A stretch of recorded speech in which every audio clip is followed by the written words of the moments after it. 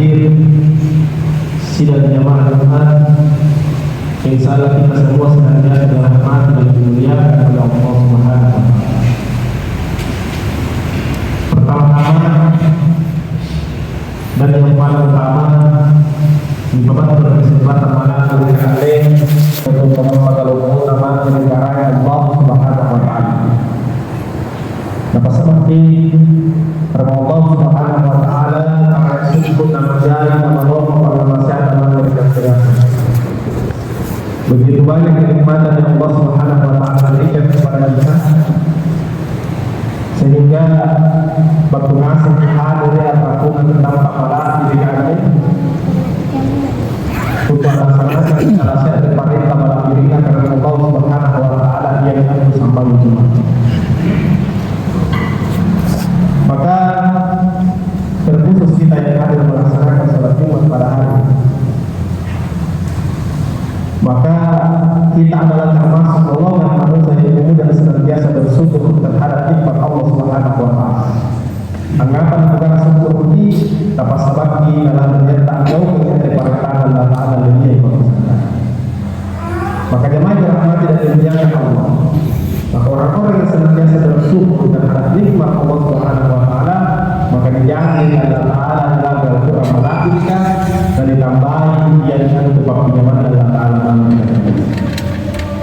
Jemaah dirahmati dan dimuliakan oleh Allah Subhanahu wa taala. Salam serta salam senantiasa kita kirimkan kepada junjungan kita baginda Rasulullah Muhammad sallallahu alaihi wasallam sebagai nabi khataman nabi, biar kita menunggu kasih karunia dia diutus dari karena Allah Subhanahu wa taala untuk dakwah kepada manusia. Makanya salah satu tujuan Rasulullah Muhammad sallallahu alaihi wasallam diutus saya nama lain yang mengatur bidang ulumati bidang nur. Batuan kanan ada Nabi Muhammad sallallahu alaihi wasallam diutus untuk anggaran yang dipakiyuju, anggaran yang diatur akan Allah sarapuna amelino agar tidak dilihat Allah sarapuna amelino, anggaran yang diatur akan agar salah sarapuna karena Allah Subhanahu wa taala. Makanya Nabi Allah Ta'ala yang Al-Quran Al-Qur'an dari surah Al-Asr ayat 7. Akan Allah Ta'ala apa yang kemudian dibawa oleh Rasulullah Muhammad, maka terima adalah dan apa yang kemudian dilarang oleh Rasulullah Muhammad, maka janganlah sekali-kali engkau melaksanakan. Jemaah yang dirahmati dan dimuliakan oleh Allah Subhanahu wa taala. Pada kesempatan Jumat yang mulia ini, kami sebagai muslim senantiasa apa baik kehebatan kalian kamu itu perhatikan masa depan dan juga agama masih menikah. Karenanya marilah kita senantiasa bertakwa kepada Allah Subhanahu wa taala dengan sebenar-benarnya. Karena rahmat Allah Ta'ala dalam Al-Quran Al-Qur'an surah Al-Imran ayat 100. Ya ayyuhalladzina amanu taqullaha haqqa tuqatih wa la tamutunna illa wa antum muslimun. Ini sikap itu apa? Apa lalu tidak Allah Ta'ala dan tidak lalu masih gunakan pakai nama bilang atau apa begitu.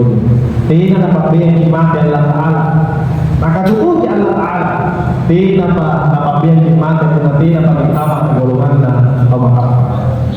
Maka Imam Al-Ghazali mengatakan, maka Imam Al-Ghazali runungan aku dikenai takwa runung.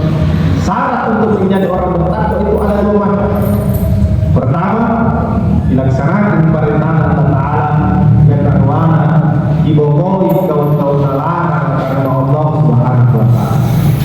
Lanjut Imam Al-Ghazali mengatakan, nah ia kami lambat telah diambil roya pasal. Ia diantu ambohongi kawan larangan Allah Ta'ala. Dapat sabaki, tena tawakul yang bohongi kawan larangan Allah Ta'ala. Pasang balita keimaninya, tudininya ke akal itu, tuli batang kalina, tudininya ke kesumpainan saya apa dan suara kampung. Maka jemaah dirahmati dan dimuliakan oleh Allah Subhanahu wa taala. Pada kesempatan Jumat yang mulia ini, kami sebagai khatib akan menyampaikan sebuah khutbah yang berjudul tanggung jawab seorang muslim terhadap agama Islam. Jadi berkata dengan Allah, baik itu Islam melalui garis keturunan atau Islam melalui proses berpikir atau mu'alaf, amal laki diatur tanggung jawab, bukan hanya tanggung jawab terhadap diri kita, tapi niat tolong yang supaya tanggung jawab yang antum bangun agamanya. Ketika kita mengaku diri Islam, ketika lalu kita nikah kalian katanya Islam, maka perlu dilaksanakan oleh tanggung jawab utama agamanya. Kira yang pertama, tanggung jawab seorang Muslim terhadap agama Islam adalah senantiasa memelihara keimanan mereka. Senantiasa kita sumpah menjaga yang ditampakkan ilalah kita agar tidak nalisannya, agar tidak nalisannya. Makanya Rasulullah bersabda, keimanan seorang Muslim itu kadang bertambah dan kadang berkurang. Maka senantiasa terbaharui keimanan. Nanti kamu caranya bersumpah menjaga apa? Pertama, senantiasa bersumpah merasa diawasi oleh Allah Subhanahu wa Ta'ala. Senantiasa kita merasa diawasi oleh Allah. Ingat di angkanya sekecil apapun perbuatan kita, baik perbuatan baik ataupun perbuatan buruk itu akan dicatat oleh malaikat Allah. Dan sekecil apapun perbuatan baik dan buruk kita, lana balas yang salah Allah Ta'ala dan Allah. Jadi senantiasa bersumpah merasa diawasi oleh Allah. Namun senantiasa kita merasa diawasi Allah Ta'ala, maka tulinya dan bakal itu apapun bentuk profesi kita, tulinya yang kali itu nama sabab imanlah kepada Allah Ta'ala. Sebab tidak ada satu perbuatan yang luput dari catatan Allah Subhanahu wa Ta'ala. Yang kedua adalah kita senantiasa mengisi hati kita dengan kalimat-kalimat zikir kepada Allah Subhanahu wa Ta'ala. Subhanallah, alhamdulillah, Allahu akbar, la ilaha illallah. Tulian jadi sumpah niat na baca-baca abinta. Mana pun apa dilaksanakan di pantai dari parang, rigat torot tadi, irati motor dan lain semacamnya. Bunda tulinya jadi sumpah asik dari Al-Quran dan Allah Ta'ala, maka dia jatuh dosa yang sebab biasa bersumpah abinta yang nanti dipakai atau yang jatuh kalimat keluar dari Allah Subhanahu wa Ta'ala. Yang kedua, jamaah yang rahmati dan dimuliakan Allah. Tanggung jawab seorang Muslim yang kedua adalah senantiasa menambah keilmuan mereka terhadap Islam atau tentang ibadah. Makanya anak-anak kita Muhammad Sallallahu Alaihi Wasallam menuntut ilmu itu hukumnya wajib. Mulai dari ya,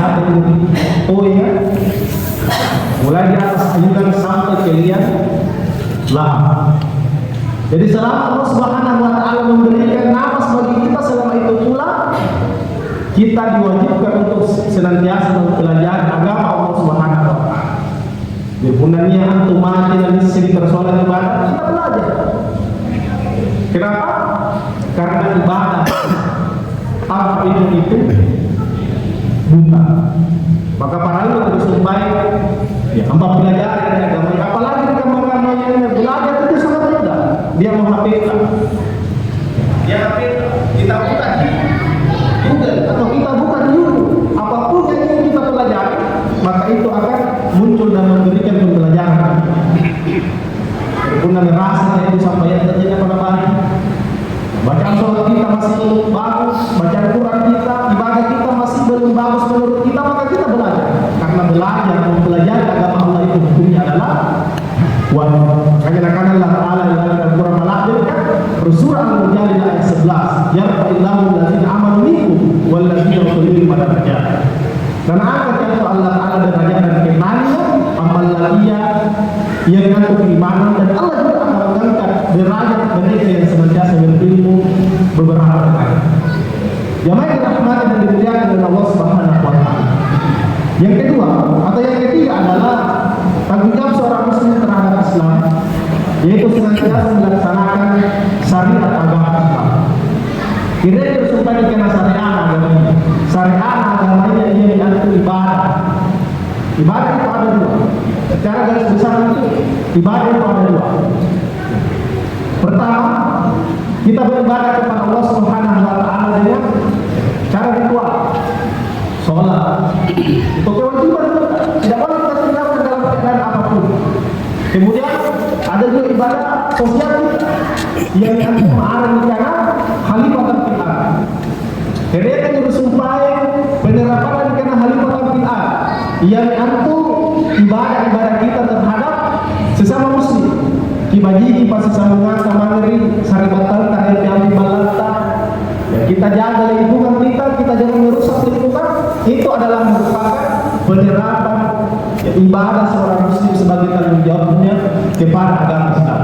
Jadi secara garis besar ibadah itu ada dua, ada ibadah makna dan ibadah gaib makna. Jemaah dirahmati dan dimuliakan oleh Allah Subhanahu wa taala. Kemudian yang keempat, tanggung jawab seorang muslim terhadap agama Islam yang keempat adalah senantiasa mendakwakan agama Islam. Para ulama kita berpendapat bahwa berdakwah di masyarakat itu ya, hukumnya adalah fardu kifayah. Kemudian mau berdua tahun dakwah di masyarakat, maka seluruh masyarakat itu lepas dari tanggung jawab dakwah. Tetapi berdakwah untuk keluarga itu hukumnya adalah fardu ain. Apalagi kategorinya seorang bapak, apalagi keluarga, apalagi baik, apalagi di anak, punanya baginda, punanya anak tak tahu dosa, maka bapak akan minta dipalu-palu. Ketika anak gadis kita keluar rumah tanpa menutup aurat dengan sempurna, maka bapak minta dipalu-palu. Ketika itu baginda anak tidak sampai, maka bapak minta dipalu-palu. Lalu bagaimana cara kita agar tak lepas hati anda ditanggung jawab? Cara agar tak lepas hati anda ditanggung jawab adalah senantiasa dipakai anak tak ingin terlihat keluarga. Punah kau dosa ingin tak dipakai. Bahkan agama kita itu menganjurkan memukul dengan mendidih. Punah anak tidak sampai. Disuruh sampai tak terjaga sampai.